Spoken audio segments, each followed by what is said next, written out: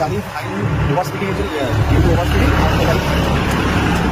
এবার ইন্স্যুরেন্স যেটা আপনি ফেল আছে বলছেন না, আমরা কিসে কেস করি? এমবিআর থেকে যদি ভায়োলেশন করেন তাহলে কেস করি, তাই তো? এমবি অ্যাক্টের 146-এর সাবসেকশন 2-তে গভর্নমেন্ট ভেহিকেলের ক্ষেত্রে ইন্স্যুরেন্সটা ছাড় দেওয়া আছে, ঠিক আছে? আপনি যদি এমবি অ্যাক্ট খোলেন আপনি নিজে দেখতে পারবেন।